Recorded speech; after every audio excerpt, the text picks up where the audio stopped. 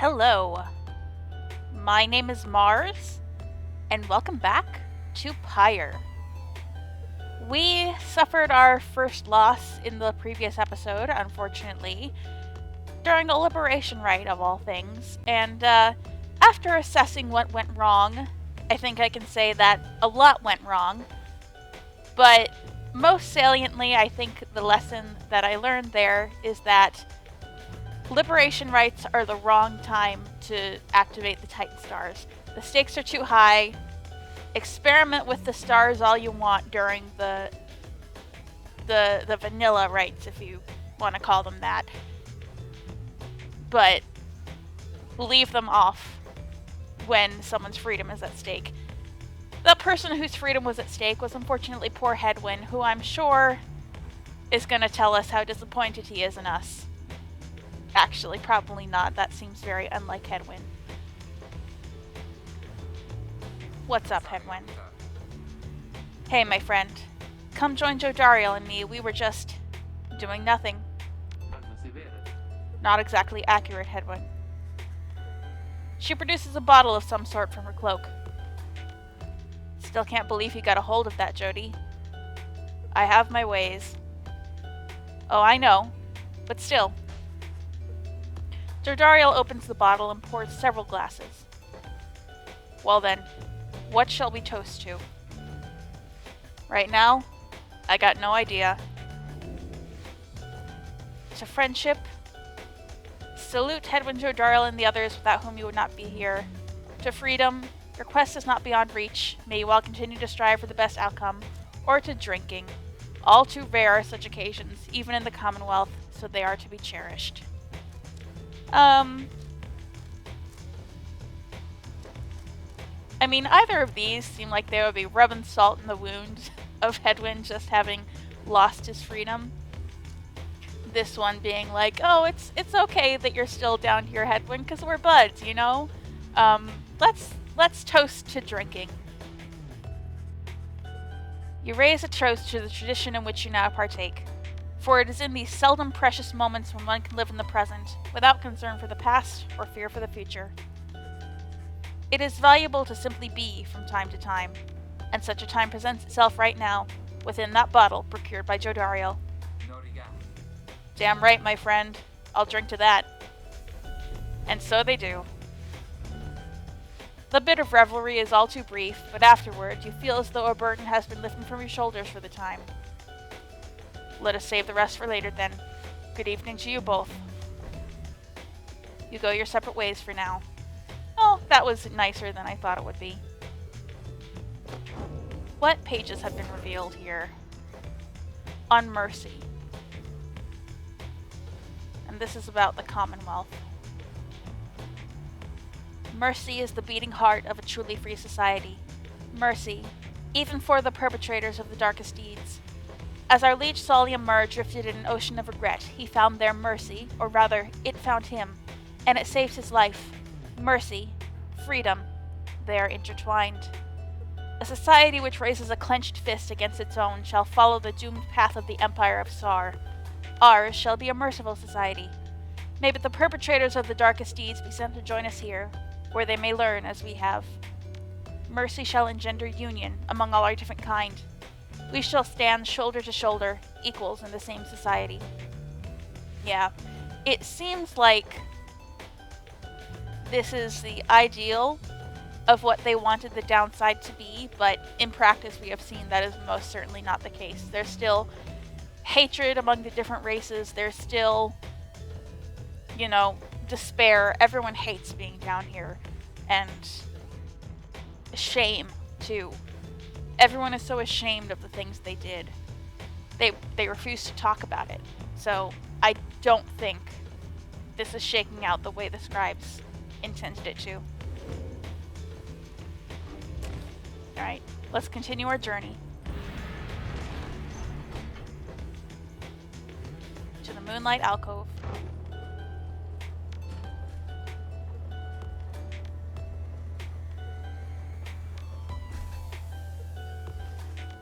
You once again find yourself amid the hidden splendors of Moonlight Alcove.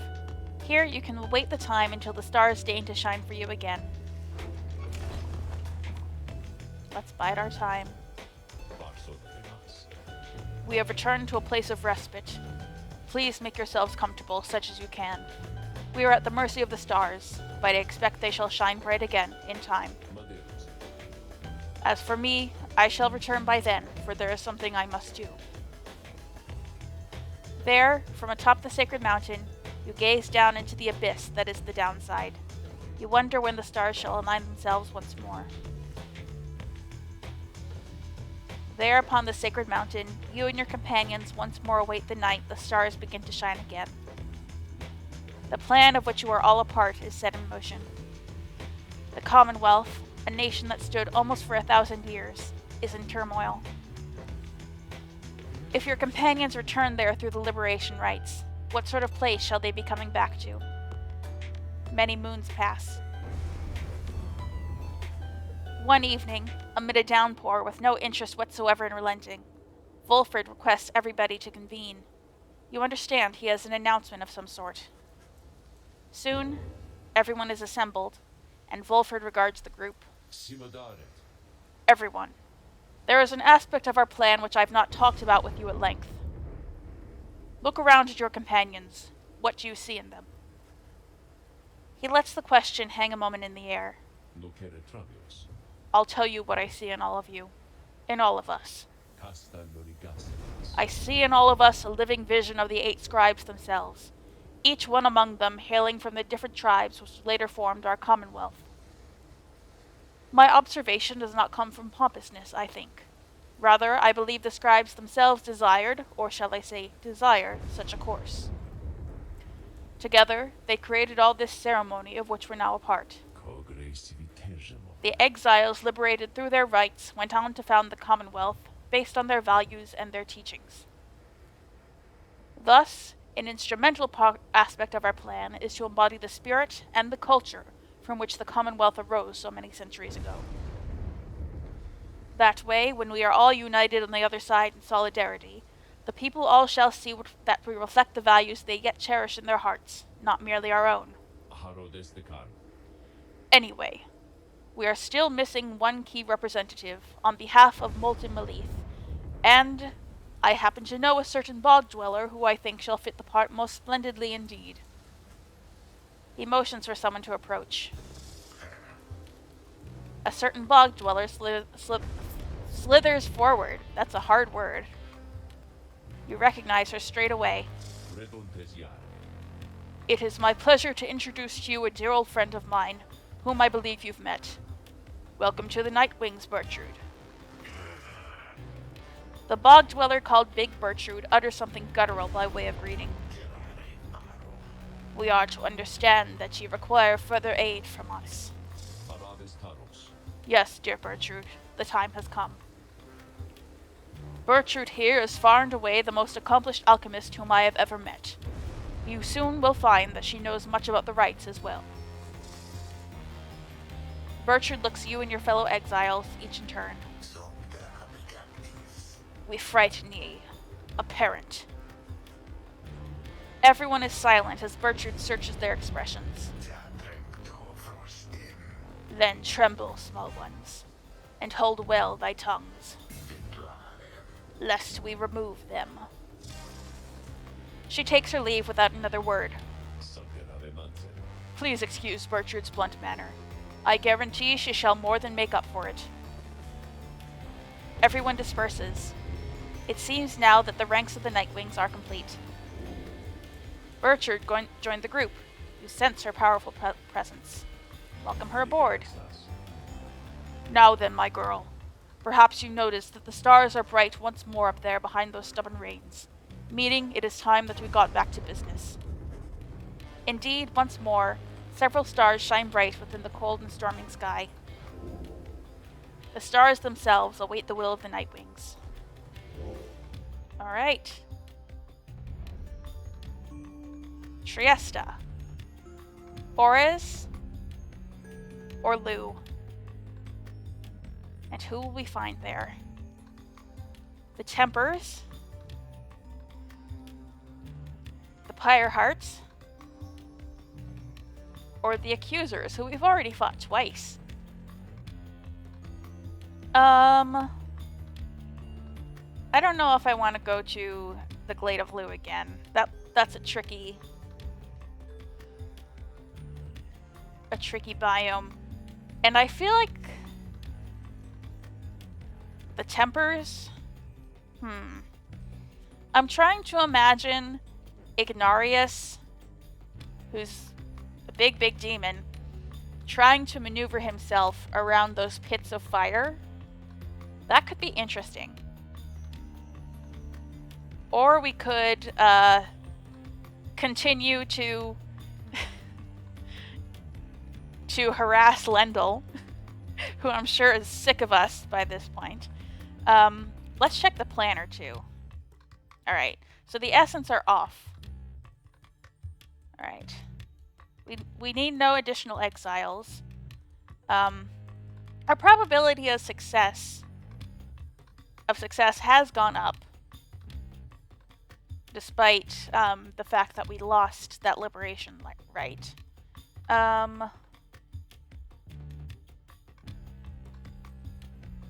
And these are all the lowest ranked. So,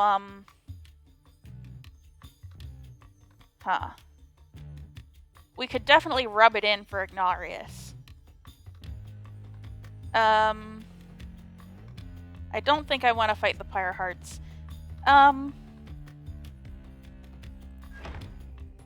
kind of feeling challenging the Tempers. Yeah. I think that's what I'll do.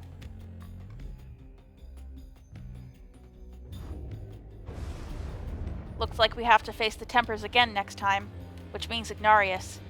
He's probably still angry that we beat him in the Liberation Rite. Hedwyn then offers you such details as he knows of your next adversary. How are you getting this info, Hedwyn? Ignarius. A longtime resident of the Downside, is evidenced by his appearance. The strongest of the Tempers, he has waited years to earn his freedom. Born to a middling Commonwealth family, he got into trouble early and often, but found his calling in the Commonwealth's not entirely legal red light district. There he took many jobs, most involving his sheer size. Most notably, he was a bouncer at the Starry Eight, where he came to symbolize its reputation. An infamous tavern in the Commonwealth. It is widely believed that Commonwealth officials sometimes showed up incognito here to blow off steam. One day, a particularly belligerent guest got under his skin, so he gave him a tremendous thrashing. The club clientele all gave a cheer.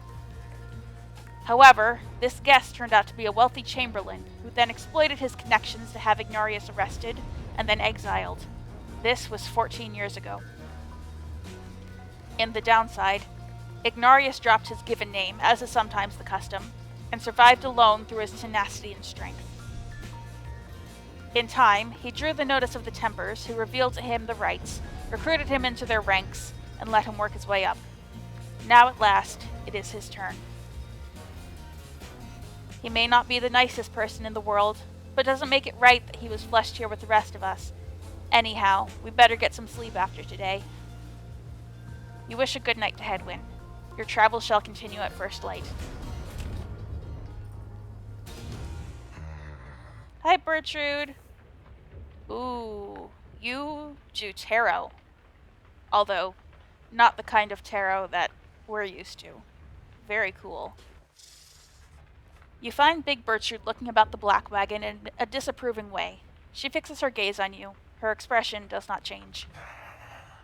Such a clutter added to this wagon since we looked upon it last. Unsightly. We remember thee from our abode in Flagging Hands. Then thou must be the reading one to whom Sandalwood referred. She moves in close, studying you. You recall that the mere touch of a bog crone of the southern bogs can induce paralysis, or worse. That one such as thee can extract meaning from that tome. 'Twas a feat we wish to witness for ourselves. I really love how the different characters in this game all have such unique ways of speaking. Bertrude here refers to herself in the plural. Sir Gilman refers to himself in third person. I guess that's really it. Tizo communicated only in squawks and screeches. Um, and all the characters have their unique vocal patterns too. Like, Tay obviously has a very unique vocal pattern, and yeah. Beyond that, I think that's something that Supergiant has always been very good at, is giving their characters unique voices, and in this game it really shines. Thy flesh has seen but the smallest fraction of the years which ours withstood, and yet we are expected to believe that thou canst understand the Book of Rites. Then she backs away, for someone else has joined you. Hail, Bertrude, madam. Is everything to your liking at this time, or is there something more which you require? We have been unable to locate a supply of rotworm gizzard extract among thy belongings. Other than that, we shall lodge no complaint at present. It is possible that Wolfred has a small supply among his possessions here. If you would care to accompany me, we may yet procure some. That would be agreeable with us. Then after you, madam. As they depart, you think you see the lone minstrel nod his head your way. Alright. Let's read more. Rites of Flame. The premise for a competition which would test the worthy and return their freedom. Oh, in the words of Salia Mur. With these blackened nails do I hereby inscribe the rites of flame. The bylaws shall be written here in full. We the Eight decree the rites a test of one's true worth in body, mind, and spirit. Now until the stars abandon us, this shall be binding law within the downside. Those deemed worthy in the rites are to regain their freedom from the downside, and return from whence they came. Exiles shall conduct the rites as one of 9 triumvirates, and look toward the stars for guidance on their path. Exiles shall bear this book as status. Oh, there was another page in there. Essential structure. The essential structure of the rite shall be as follows. Where chosen by the stars within the dark of night, shall 2 triumvirates stand in opposition far enough afield beside their consecrated pyres symbolizing their resolve. In each triumvirate, the 3 shall act as one to demonstrate their trust in one another, not just in themselves. Triumvirates shall endeavor to extinguish the pyre of their adversary, whose flames are only to be staunched through a celestial orb descended from the stars. Whosever pyre remains burning shall prevail. The triumvirates are to disperse. There's even more, but we're not going to read it right now. Let us depart. You rise early that morning, though Bertrude is already awake. She scowls at you. Good morning, reader. Bertrude. I trust your stay has not been too uncomfortable.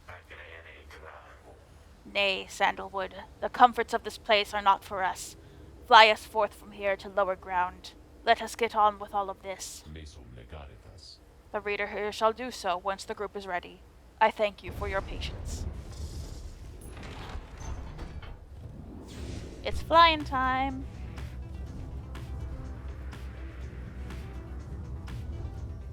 Ooh. Soaring far above Sklorian shore, you notice Pamitha gazing down at the frozen cliffs below. That damned place down there. I like it least of all, I think, among everywhere we've been. I'm thankful there's been no reason to return. Reminds me of my home is all, the hiving remnants. We all grew accustomed to thinner air amid the cliffs that breach the clouds above your commonwealth. But it was not the nicest place. Little wonder that my sister settled for a rather warmer base of operations in this land, there by the nest of Triesta. Anyway, I'm pleased to have to spend as little time as possible near here. Let's fly on by and go about our business.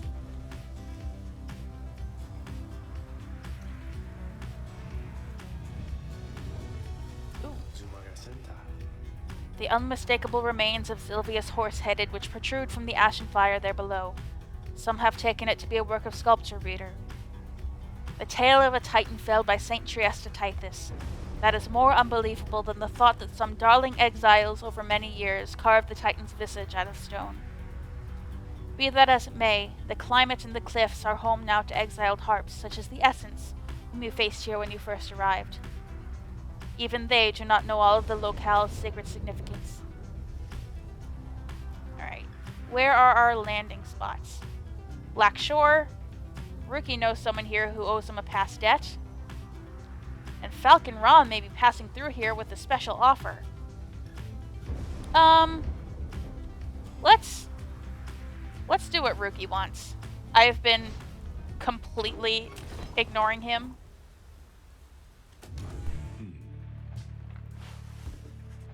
Wolford is poring over a copy of the Book of Rites as you approach. He looks up at you and smiles. The Road to Freedom, written in a book that hardly anyone believes exists, and fewer still can read and comprehend. Sometimes I marvel how absurd all of this is, my girl. Tell me something, though. I spent so much time considering the book, but known so few with whom I could discuss it in much detail. You've had some time to turn through it by now, so what do you think? Worth all the fuss? Fascinating, tedious, skimmed it. You cannot say. I find it fascinating. As you can tell, I've been reading every page of lore. So obviously I find it very interesting. You have come across more than your fair share of books, but none quite like this. You tell Wolford the book has fascinated you, and that you have never seen anything quite like it. He nods slowly as you describe your experience with it. I share the sentiment. To have in our possession a genuine artifact of a forgotten time. How much of it is exactly true, and how much of it is the scribe's retelling of events. I find it endlessly fascinating to consider, I must admit. He puts away his copy of the book with care. It is amazing that these volumes have survived for all this time, I think. Whatever they are made of has withstood the ravaging effects of time quite well. They're made out of Eastlock's skin, right? Am I wrong in remembering that detail? And the ideas there contained, they remain rather provocative as well. To think that the Commonwealth disavows of the existence of this book, despite official recognition of the 8 scribes. Although, the reasons why are in there, written plain. How fascinating that its secrets have been kept for all this time. Anyway, you'll have to excuse me for my extracurricular interest in its teachings. I used to teach a version of its history. To have access to the real thing has brought me some small pleasure. Let us be certain to preserve these volumes for whomever shall be next to use them. He turns his attention to other matters and bids you a good afternoon. Alright, Rookie, who is indebted to you? You follow Rookie to an inconspicuous-looking locale somewhere in the molten crags of Black Shore. He soon procures something from a hidden stash. Alright, sister, we got what we came for. No funny business, just the way I like it. Owed dues. Another debt repaid. Nice.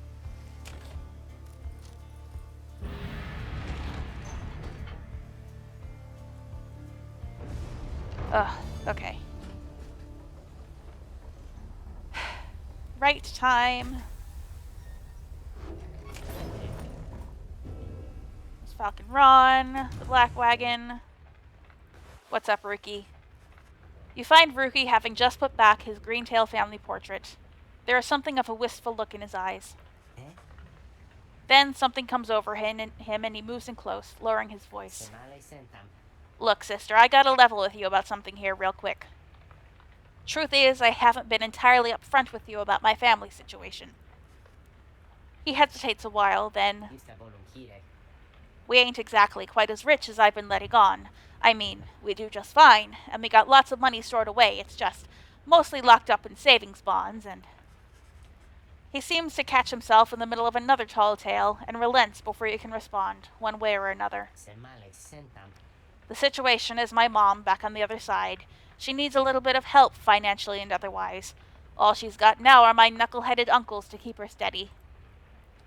Always told her I'd make something of myself, you know. I was just a clerk in her shop. Things started getting tough for us, so I started looking for all different kinds of work. Got in with some unseemly sorts, I guess, but the pay was real good. We took to shipping certain types of stuff down here, of all places. Flushing it straight down the river, watertight. The pay was right. Mom was so proud of me. We were eating real good all the time. But you can probably guess what happened. You got caught. I barely scraped by after they flushed me down here. Would have been food for a bunch of howlers had Jody not bailed me out of a tough spot one fine evening. As for my mom, she doesn't know the half of it. My uncles told her I'm away on business. Not entirely untrue, I guess, but if she knew, it'd break her poor heart. So, don't know how else to put this, sister, but I want to get out of here. Get back to what I was doing back home. On the straight and narrow, though. I'd go straight this time for sure. Just don't go telling everybody that old Rookie Greentail's just a mama's boy, okay? I got a certain reputation to uphold. He quickly scampers out the door. His past has been weighing heavily on him, but you sense he was sincere about wishing to lead an honest life. Did that update his bio? Yes. We got Rookie's bio is new. No. Yeah. Trying to provide for an aging mother and several good-for-nothing uncles. Until he found a much more lucrative clientele among those exiled to the downside. To them, he would ship various commodities, but just as things were looking up, he was finally caught and cast on the river. His crime was smuggling, and his motive was, allegedly, self-gain. The records state he sought to undermine the social fabric of the Commonwealth. I love that all of these motives are so clearly incorrect. Bertrude, let's learn about you. A bog dweller of considerable notoriety here in the downside, and runs a sort of business bearing her own name. She has a forbidden way about her, but her respect for Volfred is evident, and even borders on affection. She seems to know much of the rites, despite not having conducted them prior to joining forces with you. She fires her aura in a wedge-shaped pattern, launches forward across great distances with pounce, and she slithers forward much faster but with less control when she sprints. Good to know. Oh, it's you guys. Good, because I was thinking I could use a customer like real bad. Today, or just in general, you know? Alright. More Stardust. We got dues to sell. Let's see, can we buy this? Yes, we can buy the Twilight Shard. I like that for Tay. So we sold for 80, we bought for 80. Nothing else we can afford, I don't think.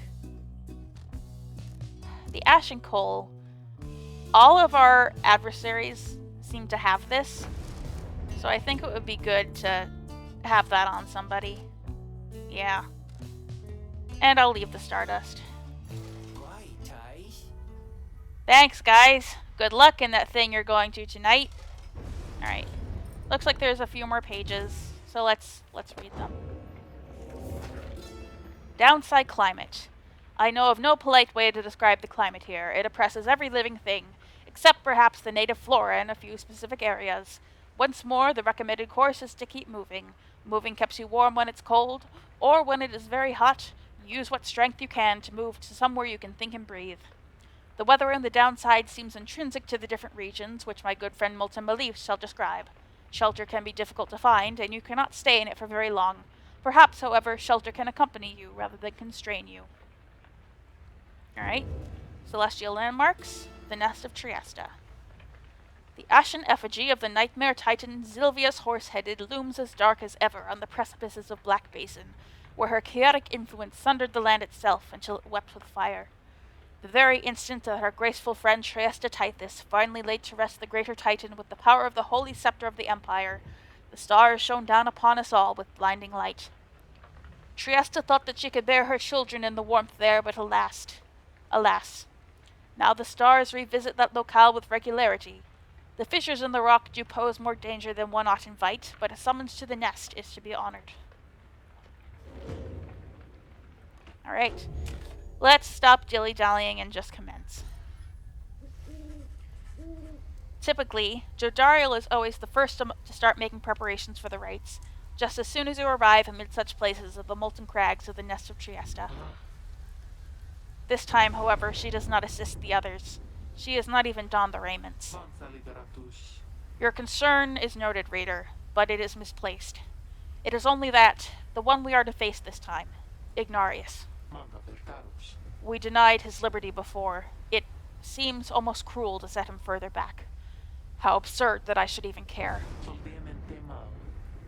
It is simply that I seldom see those with features similar to mine, those who have survived here long enough to earn their horns. I shall go now to prepare.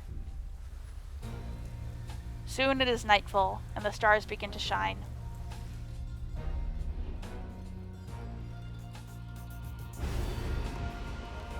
Alright, we got some new ones. We're turning you off, Limbless Arazak. What's this one? They all move faster. Yikes. I'm thinking Endriga the Widow, because we have the talisman that lets us heal. I'm thinking this one won't be that bad. Endriga the Widow. I do not want to use that in conjunction with the other team has even more health, but Big Bertrude can pounce long distances or catch several adversaries in her aura blast. The vaunted reader has returned, and it would appear her ranks grow stronger. Consorting with the bog-crone Bertrude, are we? How very strange that you befriended her. At any rate, your adversaries in this rite shall be the Timbers. Put out their flame and walk the path to liberty. Yeah. Hey, well, if it isn't Curly Horns. Surprised they didn't let you out already. Not that I'm complaining, was hoping I'd run into you again. See, when you've been stuck in here for, about 14 years, not that I'm counting, or anything, you gain some appreciation for the simple stuff, you know? Bit of cool breeze, a solid meal. Anyway, it's good to see you in one piece is all. Jordarla removes her mask and stares at him. Why are you doing this? We have a rite to conduct. Yeah, well, I've conducted a lot of rites, you know. Fat lot of good it's done for me. Yet, here you are again. Yeah, anyway. He throws on his mask. Guess we'd better get things started. Our kind, we got a reputation to uphold. Jordariel watches him for several moments, then joins your group.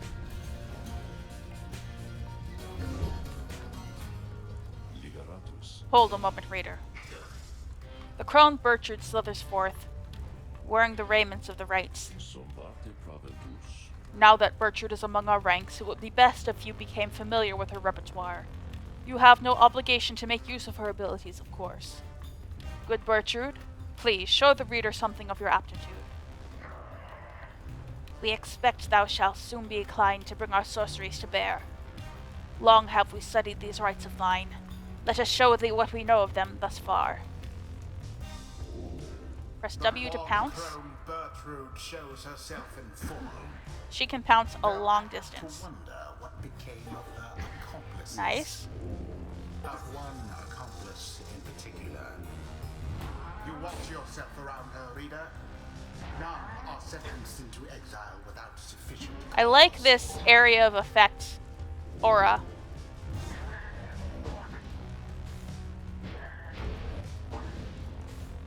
I can't do the power. I'm not good at the power shot or whatever you call it. Alright. Now then, reading one.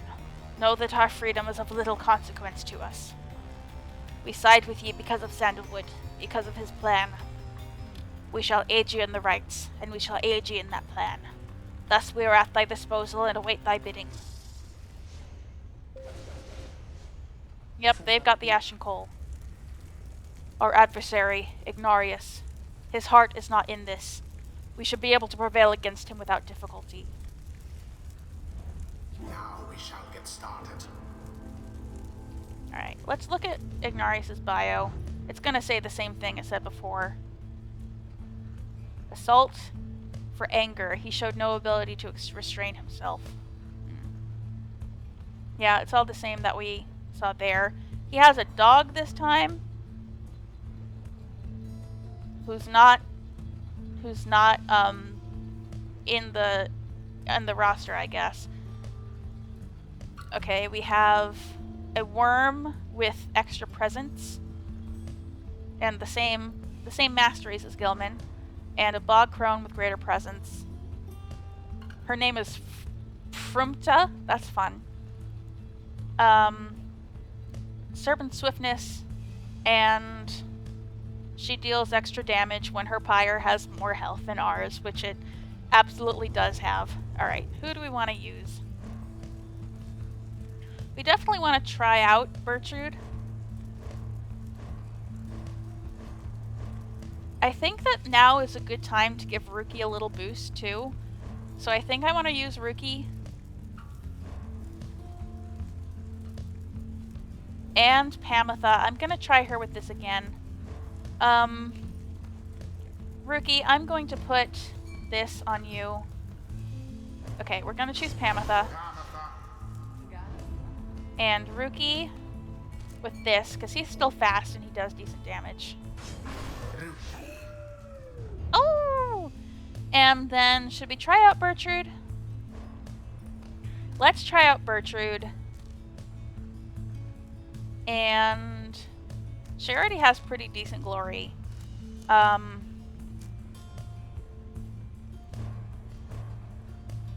Let's compare her quickness to everyone else. She's pretty slow. We could increase her quickness. We could raise the range of her cast. That would be good. We can make her in charge of banishment. Bertrude. The choice is cast. The bigger they are and all that. Let's do this, people. Bring it on then, Nightwings. Let's see you beat me again.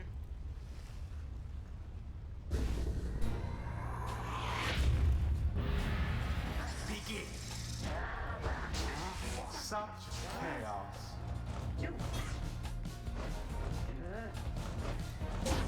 There we go. Make their mark upon the flame. Not too hard.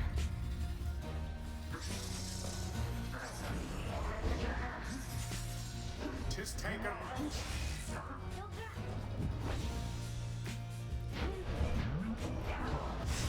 No! Simply abhorrent. Ugh, our hope is abysmal. Uh-oh. Unacceptable. Yikes. Okay. See that, Nightwings? We still got a little fight in this now, don't we?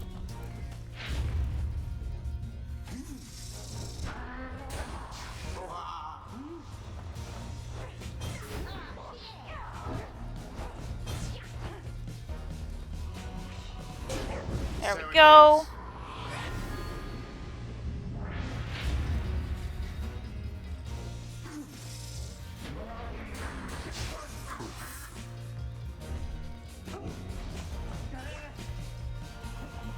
There we go. Okay, we're not doing horribly.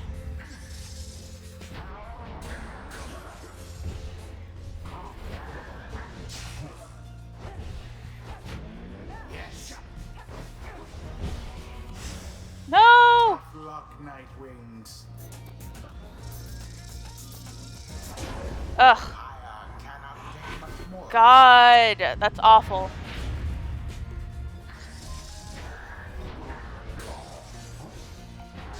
Poor exile.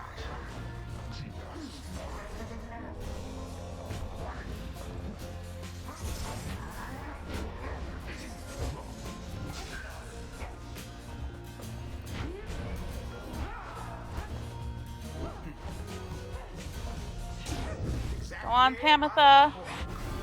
Okay, we didn't get her extra chance of extra damage, which sucks.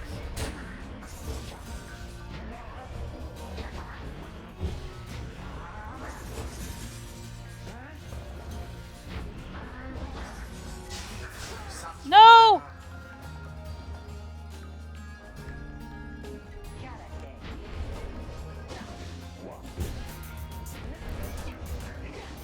No! Your flames grow weak. Okay.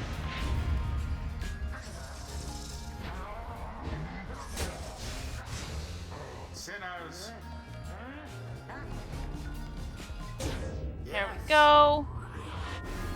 Do none of us have healing?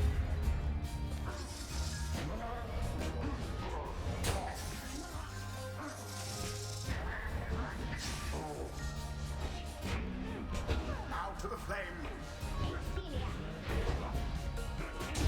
Onward. Okay. Glory. Alright, we just need to do it one more time. Now go on, just once more.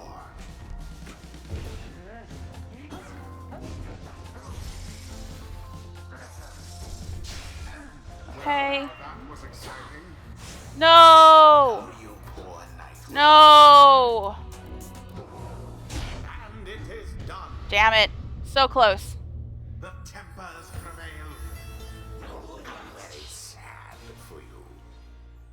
Okay. Perhaps your fortune shall be better next time. I'm not as upset this time. Well, Curly Horns, what can I tell ya? Guess we still got a bit of spark left in us after all. You misled me into thinking you were weak. A clever deception. Ha! That what you think it was there, huh? What else could it have been? Oh, I can tell you about it. You free tomorrow night? Jordario scoffs at this. She dons her mask. Then she turns and walks away from him without another word. Ignarius simply stands and stares. Damn. Boundless are the teachings of the scribes. Alright, Rookie. You're gonna level up. That rookies not too old to learn new tricks. Faster, stronger, and a little better looking too. I mean, is there anything I can't handle? Alright. We can make him double jump. Make him cast farther. And... Or a blast. I feel like this wasn't activating. Weird. After plunging into the adversary's pyre, Rugisun returns rather than remaining vanished. I can give him double jump. I think double jump would be worth it, actually. Alright, Pamitha leveled up. Like Pamitha can learn something. Good a time as any to say thanks for having me along in this strange little journey of yours, reader darling. Okay. After saluting... No, I'm not doing that. Make her quicker. I don't use her to banish that much, so let's just make her quicker. The ancient crone called Bertrude opened up her eyes. Thus does our grasp of ancient sorceries grow ever stronger still. Alright. Hex of Defeat. This is what was killing us this time with that bog crone. While Bertrude's Pyre has less than the adversary, she deals an additional 5. And while she has more, she deals an additional 5. This would probably be better. Recovering against all odds versus pressing her advantage.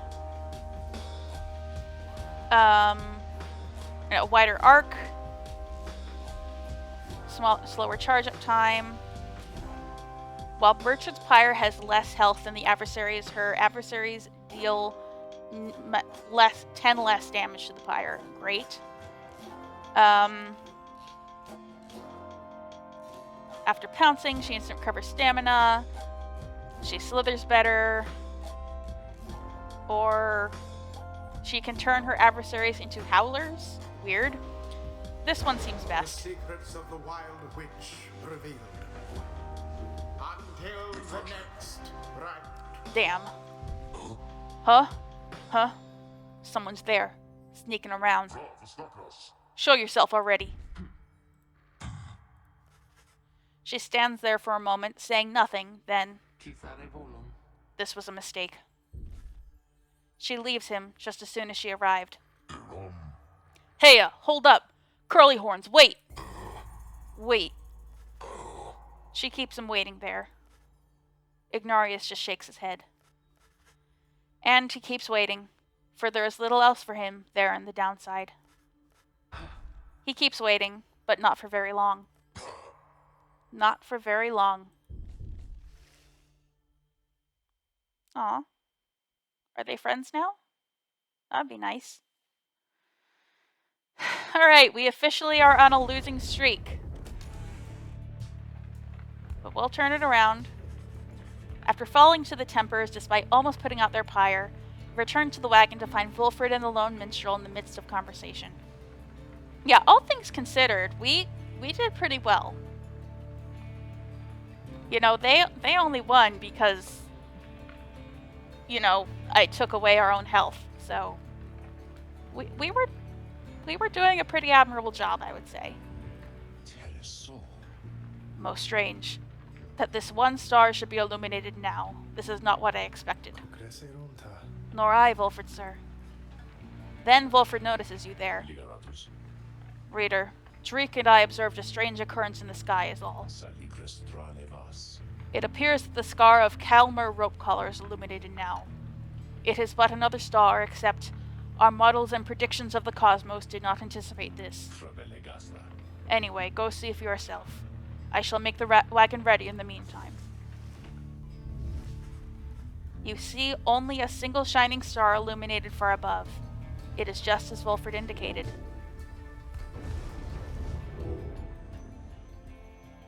What star is this? Calmer the Rogue Star. Let's take a look at the planner. The Tempers have a little more standing. Wilfred says, I think this group is truly beginning to work together. Perhaps soon these Nightwings shall be superior even to their glory days. Have you seen what's going on, dude? I don't know about that. So the Withdrawn have increased their standing. Kind of a shame, because obviously we don't do well against the Bog Witches. But I don't know, we'll see. Okay, we can see now how many rights we have until liberation. It's good to know. Alright, what are we doing at Calmer the Rogue Star? I guess we're challenging the Withdrawn. And if we beat them, maybe we will, I don't know, knock her down in ranking.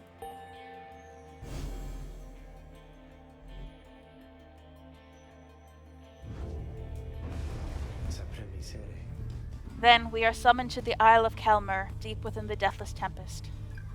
The traitor Calmer Ropecollar fled to the strange isle and met a fitting end. He is the one associated with the savages, right? Have you been there before, Tariq? So long ago, I scarce recall the time. Only the scent. It is the place from whence the creatures native to this land sprang forth. Reader, let's not concern ourselves with superstitions held about that place. We'll set forth at dawn, and soon see for ourselves what to make of it. Alright, so we're officially on a losing streak, but I blame the Titan Stars, and I do not blame myself for being curious about their effects. Maybe I'll ease off on using them for a bit, just to make myself feel better, maybe. I don't know, some of them are still kind of interesting to me, but I might not be good enough at this game to justify my use of them. Anyway, I'll make that decision next time. Until then, I have been Mars, and I will be back with more Pyre.